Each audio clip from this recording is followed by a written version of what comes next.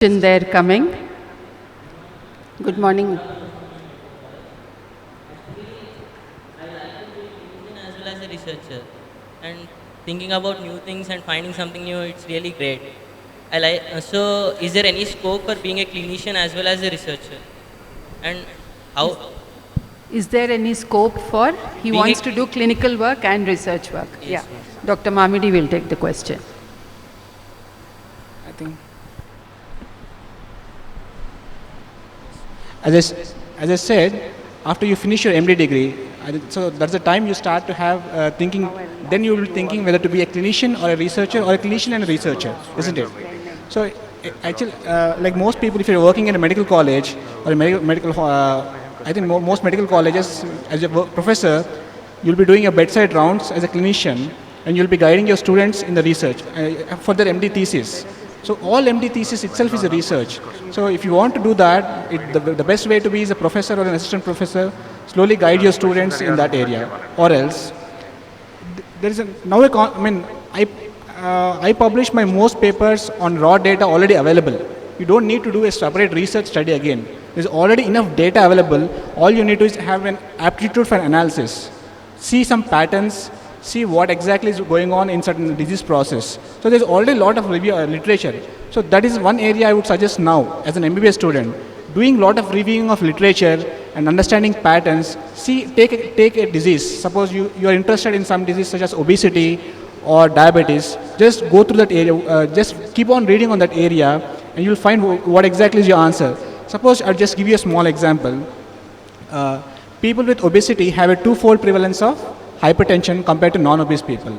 So then you would start thinking about all intervention programs that could actually reduce obesity. So then you would focus on one intervention which actually inspired you. So slowly, I think the best process in MBBS is not doing the study itself. Just do good review of literature. And to learn about all the analysis parts, I think this is very important for all of you. In the United States, most MD students during their PG degree also do their MPH degree. So they have an MBBS, MPH, and MD. So it's mandatory in some in hospitals to also have an MPH degree. I think there's a EDX org. Nowadays we're interested in the concept called MOOCs, massive open online courses. So the best way to do is to log into edx.org. It's a massive open online course where you can actually learn about research methodology. There's a separate course in clinical research methodology. They'll also give you a degree, and the degree is given by Harvard, and it's for free. It's just for free. So just learn that. And in terms of, as I said, a lot of research methodology is about statistics, isn't it? So you have to understand all the nonsense of mathematics. So I would also suggest to have a class by Dr. Gilbert Strang, who has his online MIT lectures in YouTube.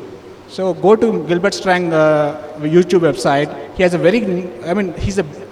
I never saw a better teacher than him. Just go through his lecture for some understanding of some basic statistical procedures. Then you will be good. Yeah, thank you. Any other questions related to research? Dr. Mamidi will take them now. We are running a little short of time. If any other questions are there relating to clinical research. I'll just add one point to this. You just remember two terms, cloud computing and data mining. You think these are terms related to the IT sector. You have to think, like what is important. Nowadays, if you look at the medical practice, 80% is in the private sector. Only 20% is in the government institutions.